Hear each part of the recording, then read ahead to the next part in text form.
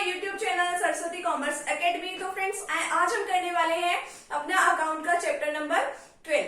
ठीक है, आज हम +1 अकाउंट का चैप्टर नंबर 12 जो है आज हम उसका लास्ट वीडियो सेशन कह लो, आज हम वो डिस्कस करेंगे। ठीक है, हमारा चैप्टर नंबर 12 जो है वो है special purpose of subsidiary books. ठीक है, आज का लास्ट वीडियो सेशन रहने वाला है। ठीक है, इससे पहले हमने इसके जो पहले 4 पार्ट्स है वीडियो सेशंस के वो हम कवर कर चुके हैं।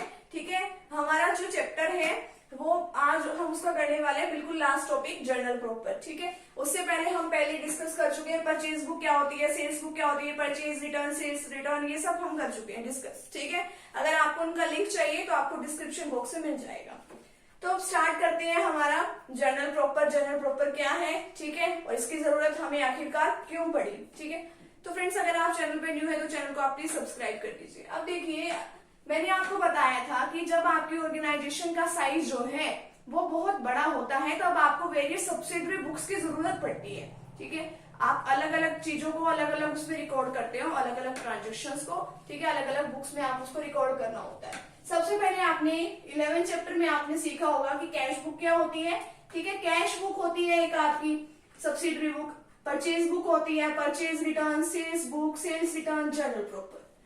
कैश बुक में क्या होता है, जितने भी आपकी कैश से रिलेटेड ट्रांजेक्शन्स हैं आप उसको रिकॉर्ड कर लेते हो। कैश में आपने कितना सामान खरीदा है, कितना आपने सेल करा है, ठीक है, कितने आपके पास रिसिप्ट हुए हैं, कितने आपके पास पैसे आए हैं, कितने आपके पास से पैसे गए हैं, पेमेंट्स कितनी करी है, वो सब आप यहाँ रिकॉर्ड कर लेते हो। परचेज बुक में क्या होता है, देखिए परचेज बुक में आप जितनी भी क्रेडिट की आप जितना भी यानी कि आपका बिजनेस जिस चीज में भी डील कर रहा है, ठीक है, जिस चीज में यानी कि जिन गुड्स में डील कर रहा है, ऐसे गुड्स जिनको आप फर्दर सेल कर रहे हो, आप सारे अगर वो क्रेडिट पे खरीद रहे हो जिन जिन गुड्स को, वो आप इसमें रिकॉर्ड कर लेते हो। ठीक है, क्रेडिट परचेजेस ऑफ गुड्स को आप इसमें रिकॉर्ड कर लेते हो।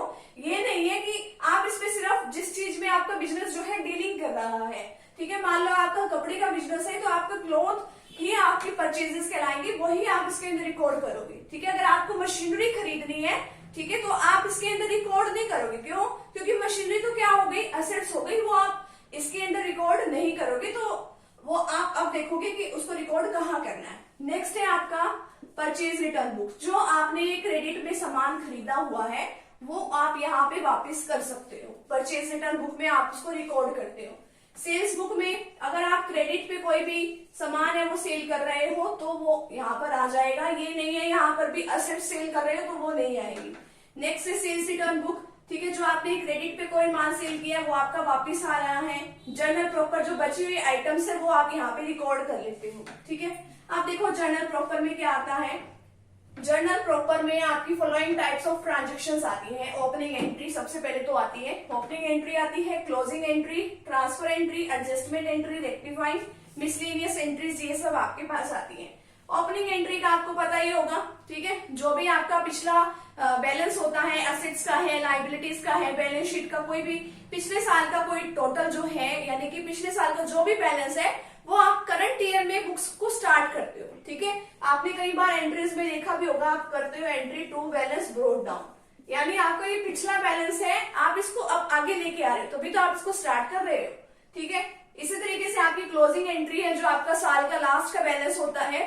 ठीक है, आप देखो कि अगर आपको बिजनेस का ट्रेडिंग और प्रॉफिट एंड लॉस निकालना है, वो आप क्यों बनाते हो ट्रेडिंग और प्रॉफिट एंड लॉस, ताकि आपको नेट प्रॉफिट पता चल जाए। ठीक है, इसलिए बनाते होंगे ना। तो जितने भी नॉमिनल अकाउंट्स वगैरह होते हैं आप उसको सब कुछ क्लोज डाउन कर देते हो। क्लोजिंग एंट्रीज वो होती है।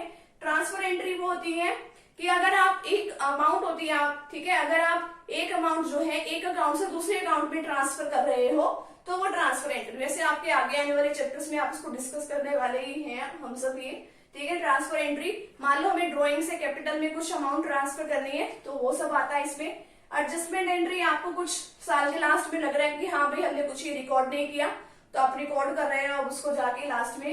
रेक्टिफाइंग एंट्री, अगर आपके पिछले कुछ बैलेंसेस हैं वो कुछ उसमें मिस्टेक्स है, कुछ एरर्स है, तो आपको ठीक करने के लिए रेक्टिफाइंग बनाना पड़ता है। मिसलेनियस में बाकी जितनी भी आइटम्स रह गई आपकी, जितनी भी कौन कौन सी आइटम्स रह गई, आपने जैसे कि परचेज करी थी, ठीक है, मशीनरी वगैरह, एसेट्स वगैरह क्रेडिट पे या फिर कैश में भी, कैश में तो वहां आ जाएगी आपकी कैश बुक में। मान लो आपने क्रेडिट पे आपने कोई मशीनरी परचेज करी, कोई एसेट्स परचेज करी या सेल करी, वो इसके अंदर आ जाएगी। बेड डेट्स हैं, रिटर्न ऑफ करने हैं, वो इसके अंदर आ जाएंगी। और भी इसी तरीके की आइटम्स आपकी यहाँ पे आ जाएगी, ठीक है।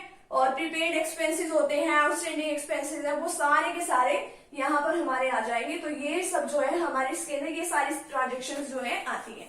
अब नेक्स्ट देखिए इसका फॉर्मेट क्या है। फॉर्मेट इसका बिल्कुल सिंपल है, डेट, पर्टिकुलर्स, एलएफ मतलब ledger folio, debit amount, credit amount. जैसे आपका लेजर, जैसे आपका जर्नल का फॉर्मेट होता है उसी तरीके का ये भी है। सबसे पहले आप डेट लिख दो 2018 मार्च 5। मान लो सबसे पहले आपके बेड डेट्स हो गए, ठीक है। बेड डेट्स फिर और तो कहीं नहीं आते ना, कैश बुक में नहीं आते, परचेज बुक में नहीं आते, ना ही परचेज रिटर्न में, सेल्स बुक, सेल्स रिटर्न कहीं नहीं आते, जर्नल प्रॉपर में आएंगे, ठीक है। अब आपको पता है कि आपके जब बेड डेट्स होते हैं तब आप बेड डेट्स को क्या करते हो, डेबिट करते हो, ठीक है। जो भी आपका कस्टमर है, ठीक है, जिसने आपके पैसे नहीं दिए ड्यू टू मान लो वो इंसॉल्वेंट हो गया, वो पैसे देने की कोई कंडीशन है ही नहीं उसकी, ठीक है, तो आप उसके अकाउंट को क्या कर दोगे, क्रेडिट कर दोगे, ठीक है।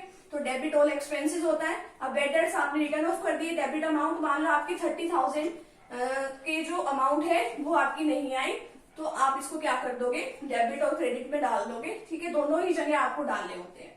अब देखो मार्च 12 में मान लो आपने अपने पर्सनल यूज के लिए क्या निकाल लिया, सामान निकाल लिया, थोड़ा परचेजेस जो है आपकी गुड्स जो है जिसमें आपका बिजनेस डील कर रहा है तो वो निकाल लिया, ठीक है। अगर आप अपने पर्सनल यूज के लिए कुछ भी निकालते हो तो आप ड्रॉइंग अकाउंट को हमेशा डेबिट करते हो। अगर पैसे निकालते तो आप टू कैश अकाउंट लिख देते। अब आपने गुड्स निकाली है, गुड्स की जगह आपको पता है आप हमेशा परचेजेस वर्ड का ही यूज करते हो, ठीक है। अब परचेजेस, टू परचेजेस क्यों लिखा, क्योंकि जो आपकी गुड्स की वैल्यू जो है वो कम हो गई है, दैट्स वाई आपने यहाँ पे टू परचेजेस अकाउंट लिखा है। तो ये गुड्स जो है आपने अपने पर्सनल यूज के लिए निकाल ली 4,000 से, ठीक है। मतलब कि आपने 4,000 के अमाउंट से ये जो गुड्स है वो निकाली है। तो आज का जो हमारा वीडियो सेशन है वो इतना सा ही था, ठीक है। जर्नल प्रॉपर में, जर्नल प्रॉपर आज हमने सीखा, इसके टाइप सीखे। तो आज का वीडियो सेशन हमारा यहीं पे कंप्लीट होता है। नेक्स्ट वीडियो सेशन में हम डिस्कस करने वाले हैं अपना 13 चैप्टर, ठीक है। तो आप वो भी वीडियो जरूर देखिएगा। तो मिलते हैं फ्रेंड्स नेक्स्ट टॉपिक के साथ एंड नेक्स्ट टॉपिक के साथ। तो थैंक यू वेरी मच।